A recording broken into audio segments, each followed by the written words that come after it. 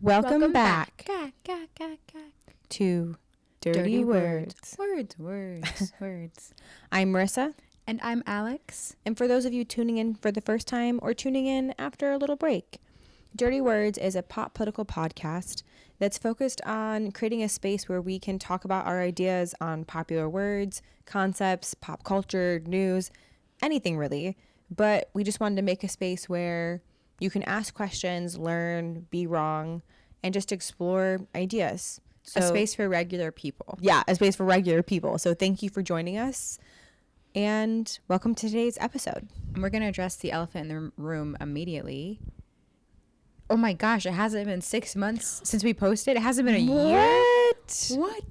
What? Welcome to the new Dirty Words. It feels like the world's ending, so this is our way of taking control and doing something. And we have kind of stable employment right now.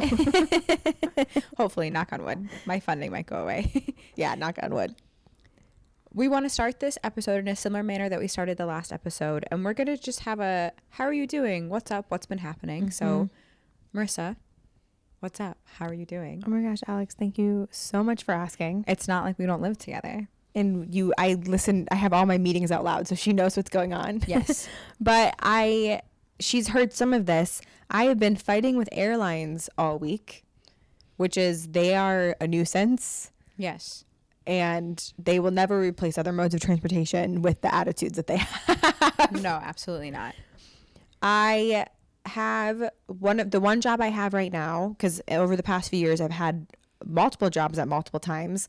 The one I have right now, I'm actually planning an international event that is coming up, and so I've been She's working with the executive director to host an international conference, bringing people together from literally all over the globe. But I've been fighting with airlines about some of that, and I'm learning some things about some of our American policies will not let us serve people from specific regions or countries, which was infuriating to find out. Yes. And I'm happy to be the middle person in all of this and work and try to be an advocate for people. So I'm glad to take some of that heat and do some of those tedious things that other people they don't have the time for that. They have personal things going on, and that's why I'm here. So it's been frustrating. And Alex heard me walking, like our morning walk with the dog. I was literally on the phone with the travel agency the other day, but she sounds like a real business lady. She'll be on the phone and she'll be like, you lost us $400. You're writing us a check. I literally told the travel agency that. I said, well, this was your issue. You need to figure out how you're writing us a check for $400.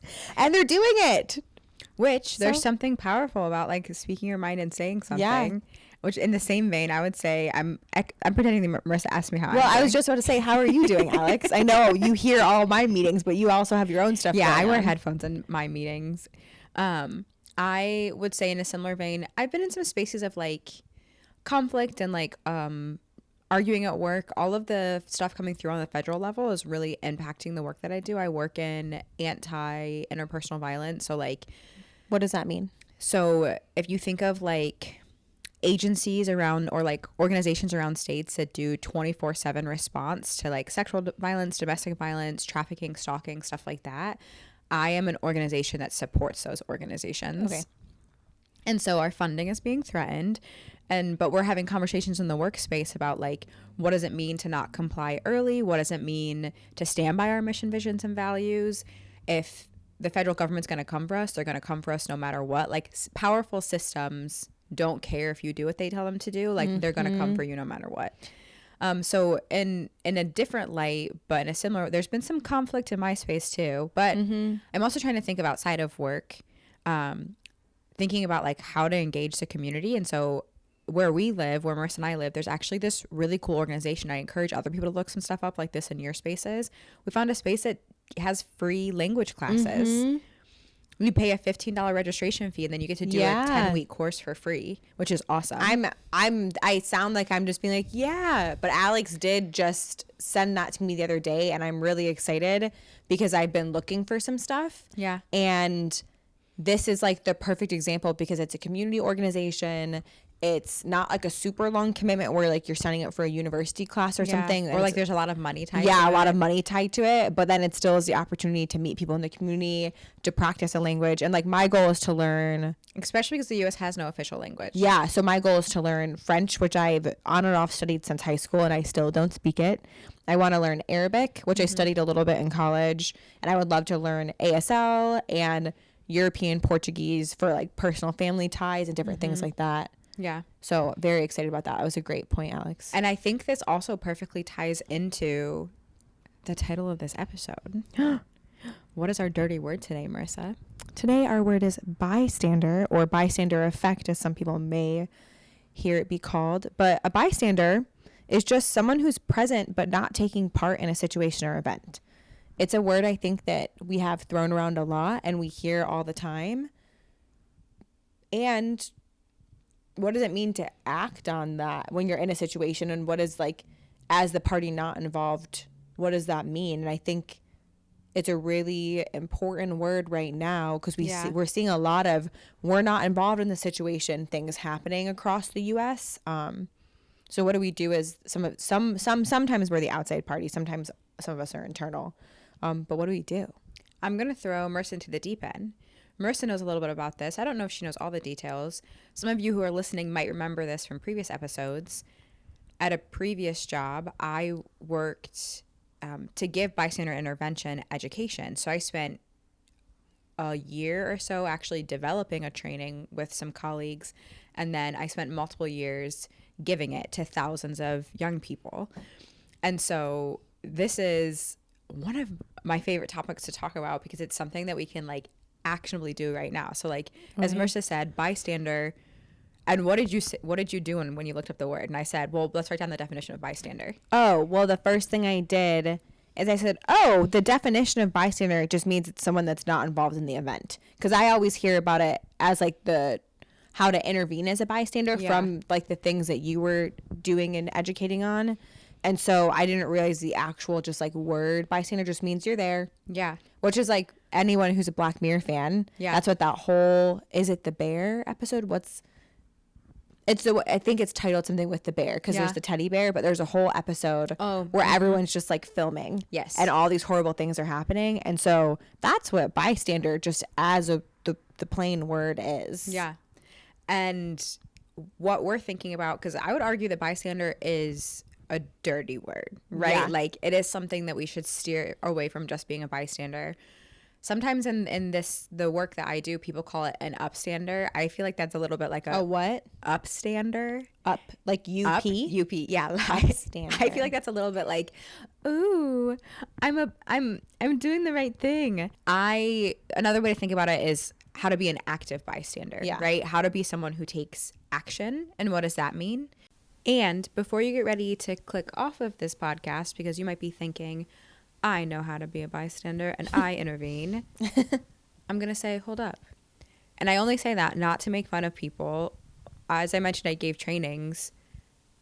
I cannot tell you how many times during trainings I would come back or I would start a training and people would be like, yeah, I intervene. I know what to do. I do stuff. And then I was always like, then why do we have such high rates of violence? If all of us are intervening and all of us are doing something, if we're all saying something when we see something, why are we still seeing so much harm?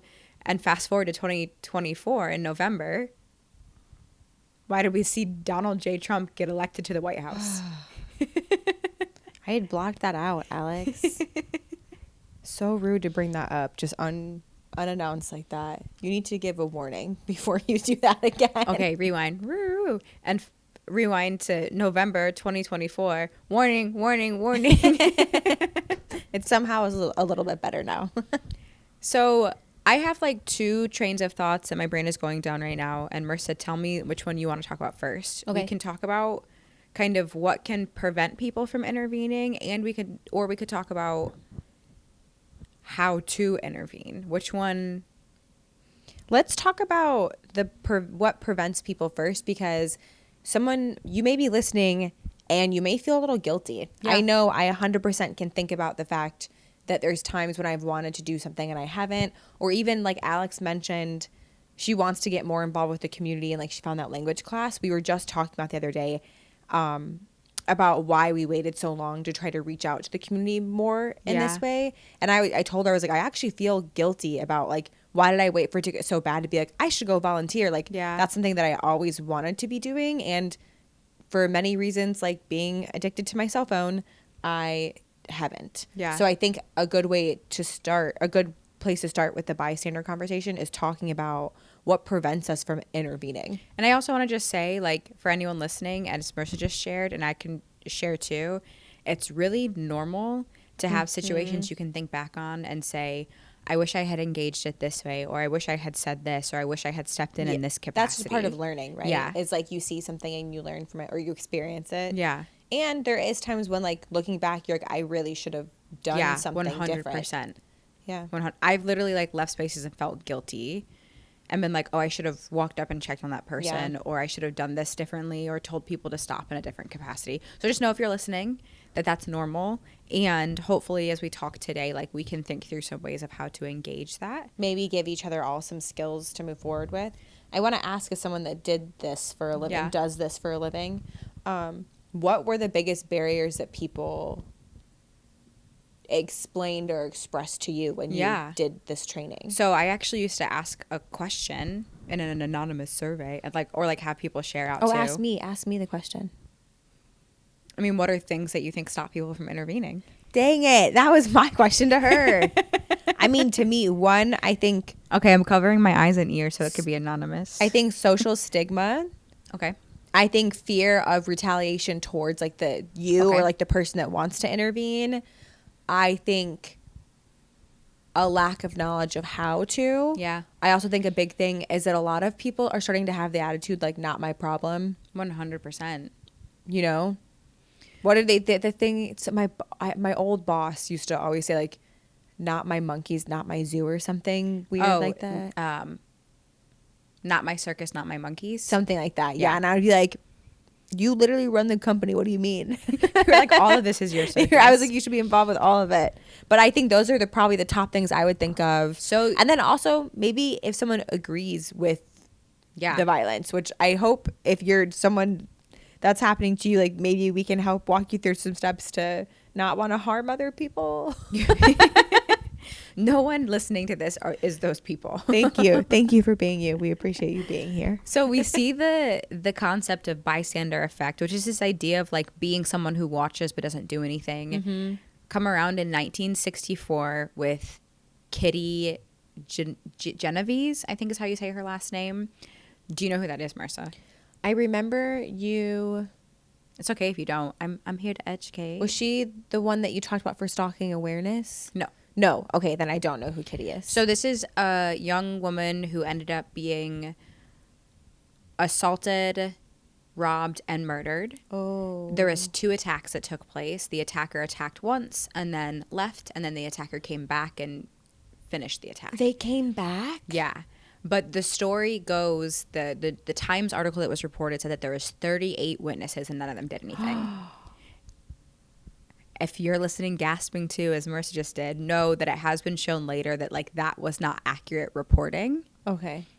And it kicked off this whole psychological sociology study field of like, what does it mean to be a bystander and what stops people from intervening.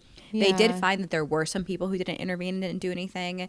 There were some people who called the cops. There were some people who like called friends to try and figure out what to do. Yeah. But in general, this was like a 30 to 40 minute attack over 2 different periods. And so like there was moments to potentially. It was all in public though? Stop it. It was in like an apartment complex. Okay. And the second attack happened like behind the apartment complex. I know that this is not an episode about law enforcement, but like when we say ACAB, where were they? Well, I will just, not to be a pig, but the 911 like emergency reporting system in New York didn't exist in some capacity, or like in the capacity that we know it now at that time. So someone had called the cops during the first attack, but like it was kind of just like someone got attacked, but like she's up walking now, and so like no one came. They were like, fast. cool. Yeah. They're like, thanks for the note. Yeah. So yeah. And they've upped their budget since then. That's wild. Wait. This is okay. That's off topic. Yeah, go back to the. So they started doing research, right? I mean, that makes them a bystander, though. If someone called them and told them, and they went, the cops. yeah, we're good. Which, like, I believe they were on their way, but like this, from my understanding, the systems that we know now as like calling 911 didn't exist in the same capacity in '64. Okay.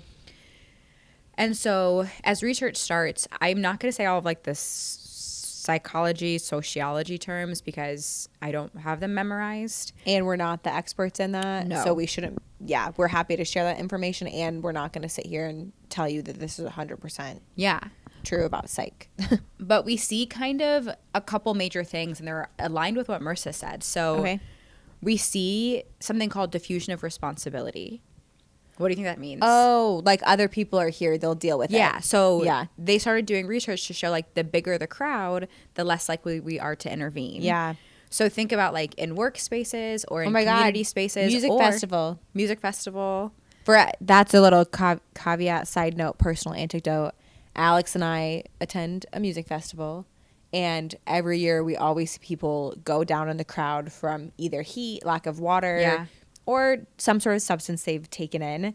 And people always help, but there's also always a good chunk of people who are just like, why is this person passed out next to me? I'm trying to listen to music. Yep. So Every time. Okay.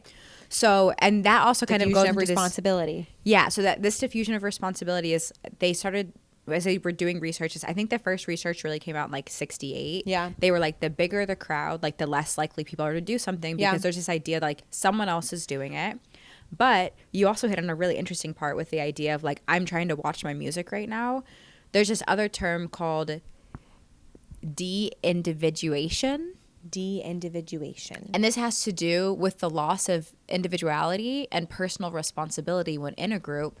So it can also actually lead to not just not being an active bystander, but Yeah. it can also lead to the increase of bad behaviors.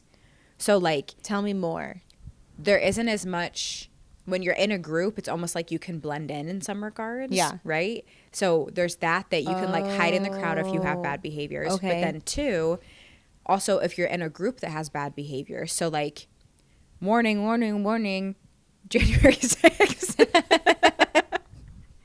If we think of January 6th, I guarantee you every single person there wasn't gung-ho about breaking into the Capitol building And killing and trying Capitol to kill elected workers. officials. Yeah. Or Allegedly. No, but they actually killed a Capitol police officer. Oh, I was talking about I said elected officials. Oh, okay. But when we think of that too, this de-individuation or like loss of individuality or You loss of function as, personal like, a hive. responsibility. So we see this two things in big groups: that one, you think someone else is doing something, or two, that bad behaviors can potentially be hidden within the group or potentially promoted by the group. Oh. Isn't that weird? Yeah. And like online spaces. Oh my gosh. Yeah. That's the internet. Yeah, that's Yeah. that's the internet. And then in the similar vein, we have social influence. So it's this idea of kind of all of these fears combined into one, like, will people look at me differently? Am I going to stand out from the crowd if I do something? Is this what other people think is right or wrong? Yeah. Right? Well, It's like this- I lose something from this. yeah, it's this idea of like using other people around you to make your decision. Like, how many times have you been in a space before and thought like, or like I can think of workspaces where I've held back saying stuff because I've been like, oh, am I going to bring like ostracization to myself by Yeah. saying something right now? And am I going to continue to be on my own little island if I speak up right now? Right? Yeah. I've literally had those thoughts before about like, what will the group accept in some capacity? Yeah. I mean, that was my threshold when I realized that it was time for me to quit. Yeah. Is that I started to be like, when my former boss would just say ridiculous things, I'd be like, can you explain that again? Yeah. And I was like, I'm just not going to put up with it. But Yeah. that was like the threshold because I did for a long time. I was just like, it's okay. Like everyone's sitting here kind of Yeah. dealing with it. And then you started realizing like, I was like, no. I need to say something. And then you started Yeah. saying something, and then you're like, now I need to step away because I can't be part of this culture. Yeah. So social influence. And then we also have like what you mentioned, which is a really big one, and folks listening might be feeling the Yeah. fear, right? So like the fear of being excluded, but also like the fear of retaliation, Yeah. right? Like what happens if you go to intervene and like the bad energy comes towards you, or the harm or the violence? Like that's a really scary I'm 5 feet tall. That you're welcome for sharing personal information about me. I like the idea of me approaching someone who's 6'2" who might be acting a certain way, like that is a scary situation. And so like, how do we address them? What does that look like? Yeah. If you are tuning in for the first time, if you're over 6 feet tall, you're scary. That's what you need to take away from that. I'm just kidding. But no, if someone like that was very big was being like physically aggressive, it's like, how do you intervene? 100%. Because there's also a point when like we have to get to a point in society when we decide what our boundary is with like physical safety, mental safety, and those things. 100%. That's a good point. Being like, okay, LeBron James is angry, and I need to be intervene. Like, how can you be safe in that process? Yeah. And the next biggest one is lack of knowledge. I know before I was CPR certified, I always used to say, like, if someone needed mouth to mouth, is that what it's called? Yeah. Supposedly I'm certified. Like, I didn't know how to do that. So how was I supposed to be the one to volunteer to step in and help, right? Like, I thought you just like always did that. And I thought I didn't know what. Oh, that like everyone was supposed to I was step like, in? Everyone does mouth to mouth. Like, it's supposed to get it. Like and the like heart, the chest compressions. It's like different depending on the scenario. So that's. Yes. And it's also supposed to, like, you're Lack of supposed to be knowledge, like, someone how who can you has do the it? skills, Yeah. right? And so, like, we have these things getting in the way of, like, people doing something and saying something. And I would also say, like, Marissa and I deciding what we wanted to talk about, we were talking about Bystander because, like, we're at a point in time in the United States, and there's been other point in times like this, we have to do something. Like, we have to say something. I also think the U.S. is, not to be like, our influence is so strong, but we are seeing it bleed into other countries. Yeah, like 100%. we saw the elections in Germany. Yeah. We know a very wealthy person allegedly is backing like 18 conservative governments across the world. For so, like, folks who don't know matters. about Germany, they have a conservative group that I think is actually kind of more like moderate or neutral for American standards. Has had the most seats in their parliament. Yeah. But this election cycle, and I believe they were backed by Musk, they have like an alt-right group that gained the second most votes, and they have like doubled their seats or something wild. Like, they didn't get the most seats, but they have like a good chunk of the seats in their parliament. And we're talking like Germany alt-right, like the alt-right that we're seeing in America. Yeah. With historical ties to Nazism. Yes, 100%. And so we're at a point where we have to do something. Yeah. But like, if you're listening, and like, I know I ask myself this sometimes, it's like, what do we do? Yeah, which I will, this is a little sidetrack, but I want to share it with you all. I'm reading a book called Capitalism Realism, and they talk about that in that book. Yeah. That a lot of us feel like we're absolved of doing more because of the way our system's set up. So like, example, like volunteering. Yeah. A lot of us might be like, oh, well, I bought this one t-shirt that said it was donating 20% of the profits to this organization that I like. Like, that's not bad. Like, we do want these organizations to get money, and like, people power is important, and being there in other capacities. And I just mentioned that book because we have a system that's designed to absolve us, on top of just like the social stigmas Alex was talking about. Everything in our social settings, it's diffusion of responsibility designed, on like a mass scale. Yeah, right? it's designed to teach you that like, you've done what you need to, like, it's okay. We have to recall that almost every major company, I'm talking about the bystander effect research coming from psychologists and sociologists. Most major companies have psychologists and sociologists working on their development and their marketing. Yeah, I used to say that. I used to be a peer educator in my undergrad days. Wow, that was so long ago now. The Office of Multicultural Affairs that no longer exists. Rest in peace. But one of the things I used to teach people about, like, learning about identities and learning about people that were different than you, is I would say, hey, you know, these big companies like Adidas and Nike, they started hiring anthropologists and sociologists to study the patterns of people, to design different like styles and design different products to feed into what people want, because the business people didn't know. And I was like, you're being replaced with people that are studying humans and like studying the way we interact. But when we think of intervention, and when you were just talking about capital realism, woo, that's really heady. The book's 70 pages and I only know what's going on. But when we think about how like we can kind of like wipe ourselves of responsibilities, like the companies are doing that intentionally. Like, think Yeah. of Instagram. I have fallen into this trap since COVID.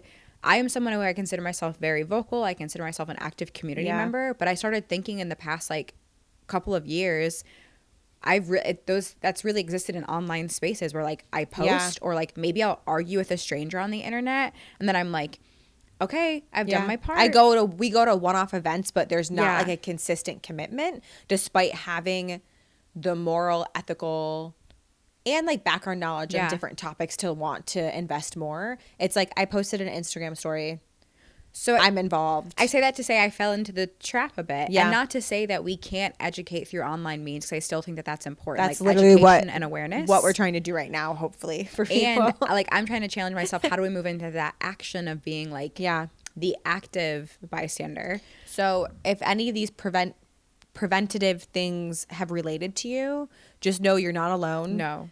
Our whole society is set up to make you feel that way. And then the way that we're socialized is set up to make you not respond to things. Because we're moving towards more inaction day by day. Fahrenheit 451. Fahrenheit. Everyone read Please Fahrenheit read it. 451. Please read it. And then you'll understand what we're saying. But it's okay for you to feel guilty or bad, or to be neutral towards it and be like, I don't know if this applies to me. We live in a time when every aspect of our world is telling us not to engage, not to engage conflict, that it's not your problem. So like, I'm here to tell you that everything is your problem. Yeah. If you are a person in society, it is all your problem. Okay. Like, we exist in collectives. We can't function without each other. Like, in the city that Marissa and I live in, we had some really cold weather, and the sanitation workers didn't come by to pick up the trash for like a week. Let me just tell you, the neighborhood that we're in, like, lost their minds. The amount of trash and waste that was produced. Like, when I say we live in a collective society, if these folks weren't coming every week to do this, like, the neighborhood would crumble. Our neighbor, they would lose their minds. It literally already walking through our neighborhood the day after the trash was supposed to come and it didn't. It looked like the trash hadn't come for a month. Yeah, the people just like had stuff on their sidewalk, and we were walking around picking things up and putting it back in bins. But yeah, it's just a reminder, like, we live together. And so we need to protect each other. I say this in interviews, and I don't know if it works in my benefit, but I literally am like, Alex and I have the privilege and the benefit of being born together, since we're twins. If you don't know, if anyone didn't know. So we have that benefit that not everyone's afforded. They don't always have that relationship, and not every twin is gonna have like a close relationship where they have like a community growing up. But I think it's something that we need to embrace more, and then we can be more impactful bystanders and not think about the what if later, but think about the action steps that we took when 100%. We see something happening. And this is the fun part. Yeah. Like, you all might be listening and be like, okay, you all have told us how the world is on fire and everything's training us to be and we all suck and aren't doing and things. We're all becoming Wall-E, and I suck and you suck and we all suck. And Which, if you're listening to this, you don't suck. But unless you choose to and you consent to that. You know, you do you in your spare time. That was a bad joke. I'm sorry, everyone. We're going to move on. I just want to say the other thing. We're moving on. Just forget it happened, okay? The other thing, if you're also thinking, well, I can't be a person who directly goes and intervenes and like stop someone who's about to punch someone or stop someone who's screaming at someone. I have tips and tricks for that. Yeah, I know. I was going to say, if you're being like, I'm not a confrontational person. Just listen. Stay. Please stay. I promise there's more. So this is the fun part, because we get to talk about, like, how do you actually do something? Yeah. So there's something called the 5 Ds of bystander intervention. Sometimes it's 3 Ds. Sometimes it's 4. Like, it's a mixture. I like to do the full 5. If any of those are trademarked by Hollywood, we apologize. 3D definitely is. At this point in the podcast, I need you to put on your 3D glasses as we continue to talk. So the 5 Ds are direct intervention, distract intervention, delegate as intervention, a delay tactic, and then document. Mm-hmm. So they're kind of exactly how they sound. Yeah. When I say direct, what do you think about? I think like the first thing that people probably think of is like the confrontational bystander, where you're like jumping in and you're confronting someone who's being aggressive or doing something bad, and like you are directly addressing that conflict. Yeah, 100%. Yeah. So you're going to directly address this situation. It's going to be addressed like this behavior is not okay, that language isn't okay, or we don't talk to people like that. And I will just say, like, as you're thinking of how to intervene, you always have to be mindful of who you are. So like I mentioned, like, I'm a 5 foot tall woman. I know I am perceived a certain way in society when I walk down the street. So I'm mindful of what that means for how I intervene. Direct does have the potential for like the highest escalation, and to be the most intense. And I will say, like, Marissa, I would say you and I are both fairly direct when we choose to intervene. Oh, I have an example. Yeah. Of when I directly intervened. I'm ready. So for those that don't know, I was a retail worker for many years at Target. And yuck. Reminder, don't shop there. Yeah, don't shop there. They pulled all their DI initiatives. But after I worked there, I do my best to try to like be mindful of the workers there, because like I know how difficult it is. And even if you're doing easy stuff and not doing your job when you're there, it still is just like, it's stressful. And they put a lot of 9 hours of straight work. Yeah, desk jobs aren't doing that. They put a lot of pressure on hourly workers who most of them aren't going to have a career in retail, a long-term career. And I was waiting at guest service for an order, and there was one worker, because like usual, they're understaffed because they won't pay people more and they won't put more people on the schedule. And they had walked away to go get someone else's order, and someone was in front of me. And she's like, I don't know where they are. And she was getting like really antsy. It had been like a couple of minutes, maybe. Okay, I'll be her. I don't know why is this taking so long? Where are they right now? Proceeds to then walk behind the counter and then walk behind to like the storage area that's like off limits to people. That's like where you put orders. Like I've put like iPads back there before. Well, for and people. for a real retail worker, that also might be a space that someone steps away. Yeah, for it might be a second to, space like, that someone's catch taking their a break in. And she walked back there, and I went, excuse me. I was like, that's for workers only. I was like, there's someone working. They just walked away to go help someone else with an order. They're going to be back in a couple of minutes. And she got really embarrassed. And she's like, oh yeah, like, of course. Yeah. I just wasn't sure if they knew that we were here. I was like, they know that you're here. But that's a direct confrontation. I just was like, hey, that's 100%. That's not appropriate behavior, and like directly addressed her concern and was like, no, they're coming.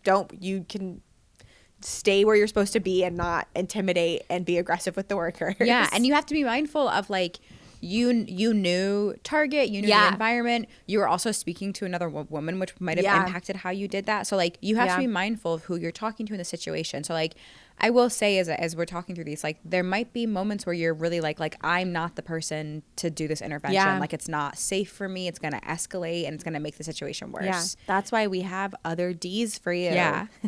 So there's a D for each person out there. Don't worry, everyone. Homophobic. I'm sorry. I'm tired and it's late.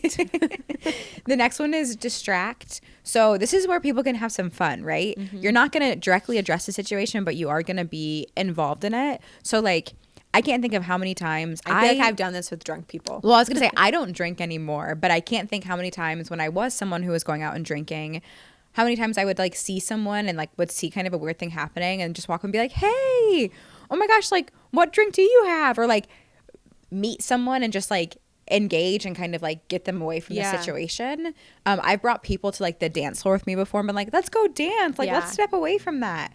So distract, you're thinking of ways to kind of like, you're thinking of ways to get attention away from the situation. Yeah. So it's like the classic like girl like stepping in and be like, hey girl, like we're besties, like let's do this, and like taking someone away from 100%. And it could also be something like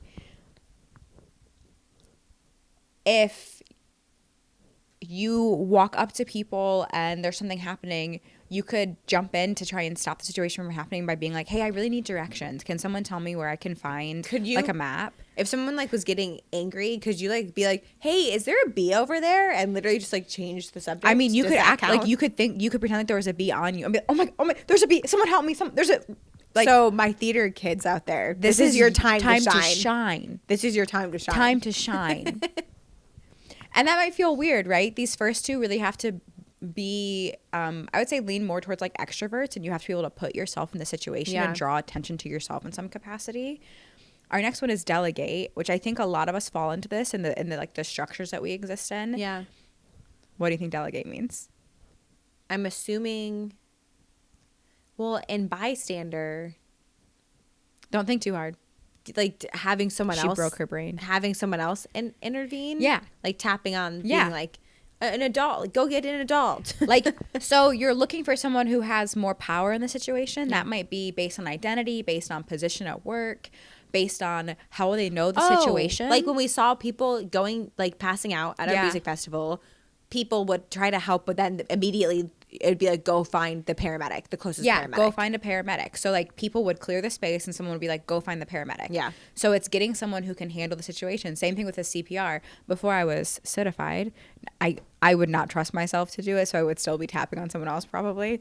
But it's like saying I'm not the expert in this. So delegate is the one where like when we're talking about addressing those barriers to say like I'm not the expert. Oh, I guess that's kind of if you had to call an emergency number, they can walk you through CPR. Yeah. So it's like they're Well, and if we giving think you the about tools. warning, warning, warning, Donald J. Trump, is that his middle name? J? It has to be a word. It's not just a letter. Juicy. Juvenile. Jerk? Who knows? We'll look that up later. But warning, I won't If we- look it up. I if- don't care. if we think of our current environment with Donald J. Trump, delegate might not be someone that like I consider an expert, but it might be like if I'm talking to someone from a religious community, it might be tapping on someone who's a religious leader, right? Yeah. Like that might not be like my historical go-to, but that might be what that person needs, right? We've been doing that. I think that's kind of, I don't know if you would call this bystander intervention. We've been trying to encourage mental health support and professionals within multiple people in our family and one person that's religious. Yeah.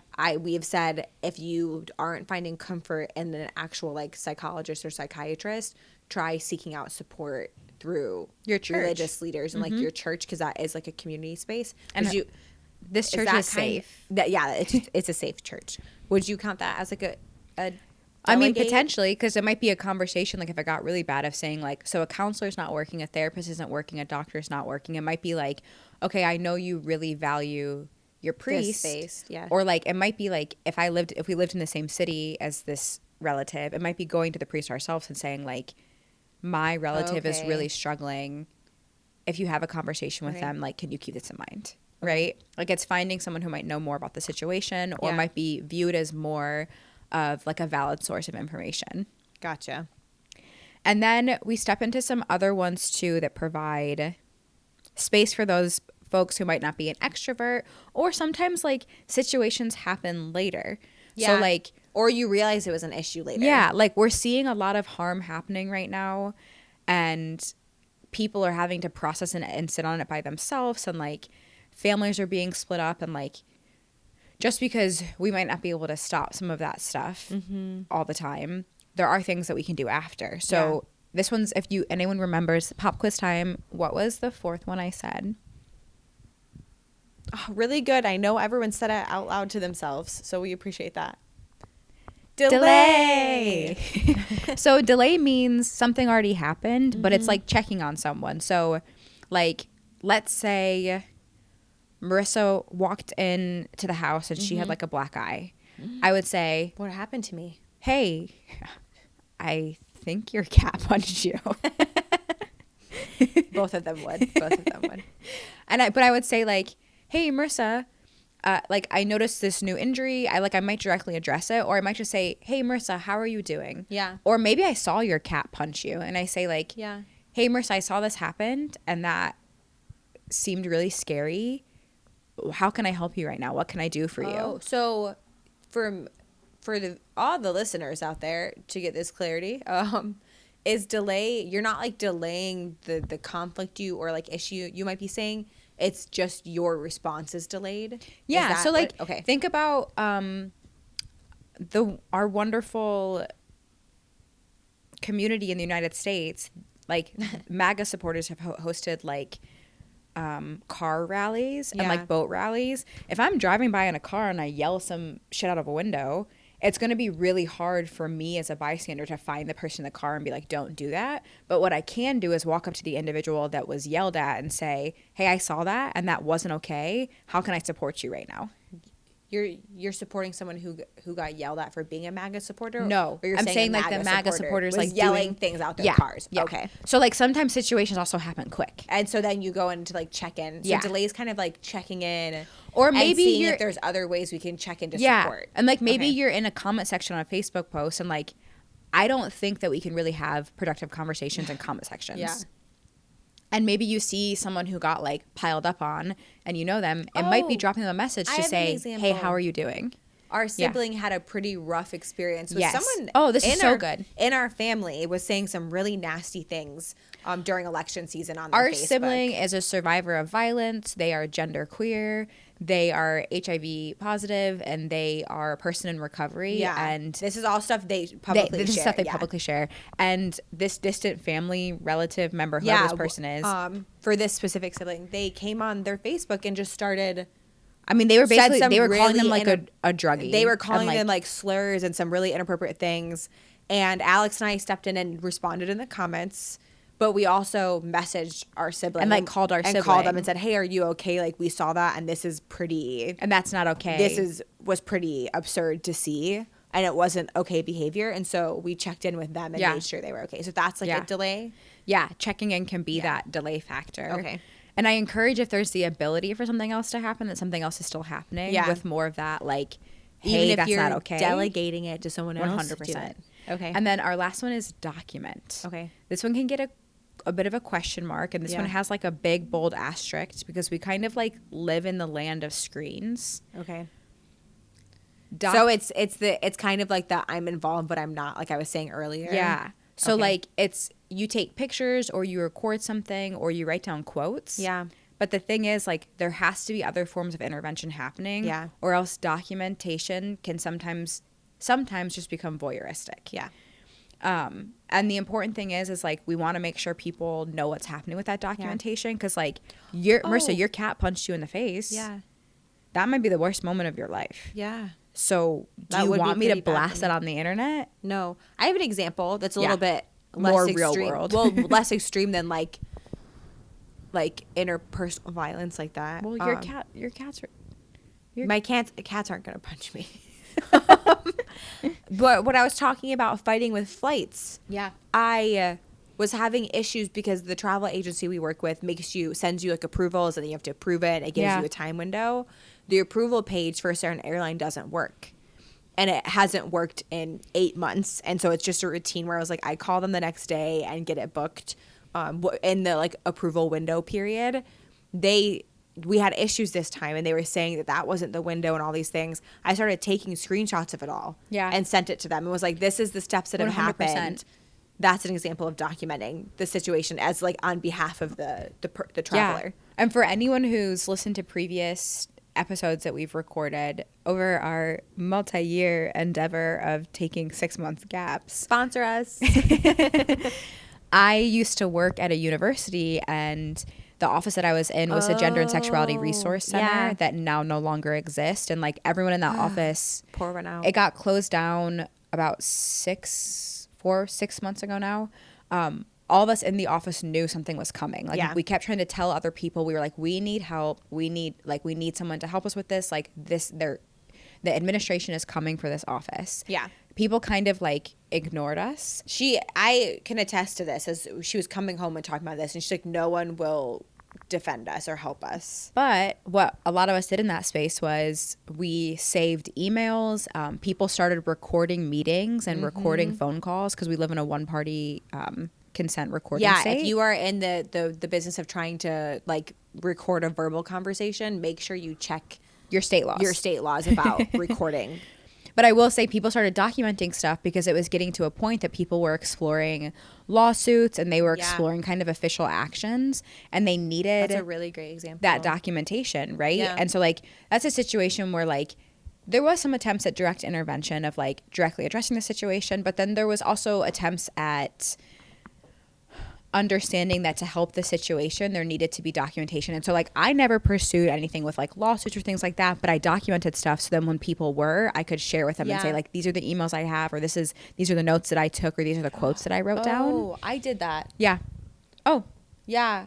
There's issues, workers' rights which issues. that's also a little bit self-advocating. Yeah, too. part of mine was self-advocating, but it was also part of, I don't care if anything happens for me. I'm just like concerned for future workers.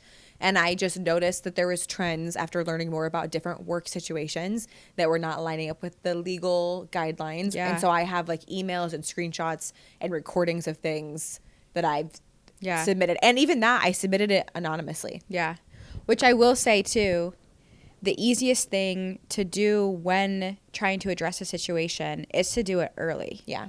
Right? So like if we think of how things go from like ideas or comments to harm, like physical harm or policy or legislation, right?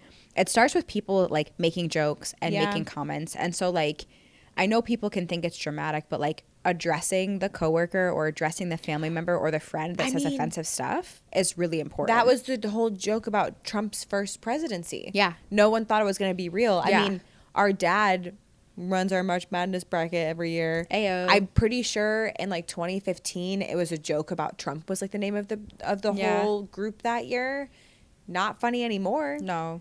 Which it's like that wasn't just like my dad as an individual not taking it seriously, but just like in general, people are like, that's not gonna happen. Or but like the phrase "boys will be boys." Yeah. Or like, even like in Trump's warning Trump's original campaign, like the locker room talk. Yeah.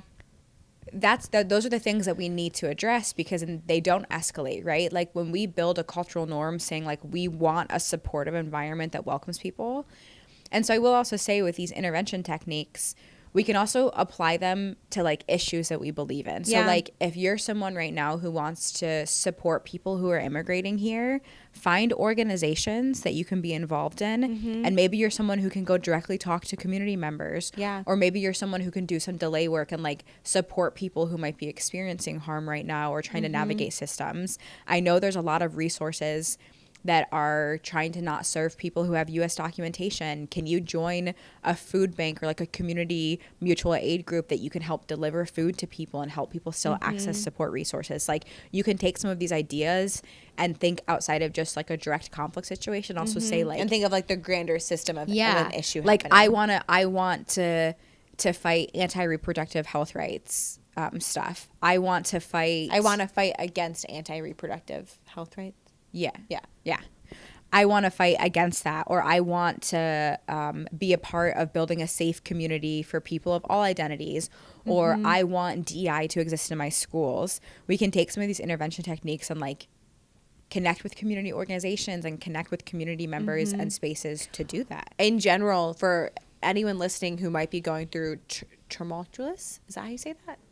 Times right now as well. This is a great time to, like Alex said, for me, like self-advocating, document stuff that's happening. Yep. Document, even if you live in a state where you can't record a conversation, write down quotes if people are saying things that you're like, whoa. Yeah. Like this is a great time to just have that information. And we're seeing that, I think, in a community space. I've seen on Blue Sky people talking about it, that there's a whole movement where people are trying to archive and like record information that's being pulled down by the federal government so like we can still access it. That's a bystander technique. Which, to summarize for you all real quick, because I know we've shared a lot of examples and a lot of different types. What are the 5 types again, Alex? Our 5 types are direct intervention, distracting people, delegating to people who might know more about the situation or might be viewed as more of an expert in might space. be a safer party might to be a do so. safer person to do it based on identity or access. And then we have delay, and this means providing support. Sometimes situations happen, then they're not in the moment, and we're coming in after something happens, or it happens so quickly there wasn't a chance to do something. So it's that, how are you doing? How can I support you? What am I doing to help give power back to you that was just taken from you? And then we also have document. This one we have to be mindful of how we're doing it and do it with other stuff, but creating a trail of what's happening. So direct, distract, delegate, delay, and document. All, I think that kind of covers a range of personalities and conflict styles and things like that for people. So and hopefully addresses some of the barriers, right? This Yeah. idea of fear of retaliation or fear of being judged or Yeah. not being the expert or social norming, whatever. Yeah. And we've talked a lot today. And so we Yeah. do want to leave you with a challenge or an action step. Yeah. We want you in the next week to use at least one of these intervention techniques. Yeah, try to figure out what type works for you, and it might be It can a be different something type. really little. Yeah, too. it also might be a different type for different situations. Yeah. You know? 100%. And it can be something so little, like maybe you see something in the grocery store, so you say something. Mm-hmm. Or maybe a family member says something silly at a dinner, and you're like, what do you mean by that, friend? Yeah. Right? I'm reading a book about World War I right now, and someone was harassing people they thought were German and migrants, and the girl just went and sat down next to her, and she's like, "How are you?" Yep. And just being there as another party and being Yep. like, "What's going on?" And like, It's actually, I'll say this as we're wrapping up. It's really hard to pinpoint research about all the things that might stop someone from potentially being harmful or violent. Mm-hmm. But the research is really clear that like a third party being present changes behavior. yeah. And So so find your type, try it out, and it might be more than one, and it might Yes. only be one. Test out different things and see what you're comfortable with, and what is a safe space for you to be in to do different. 100%. Direct, distract, delegate, delay, and document. This next week, we want you to be brave. And we Be want brave. you to be a part of building the culture and society we know that America can be, that welcomes everyone and celebrates our uniqueness and our differences. Be brave.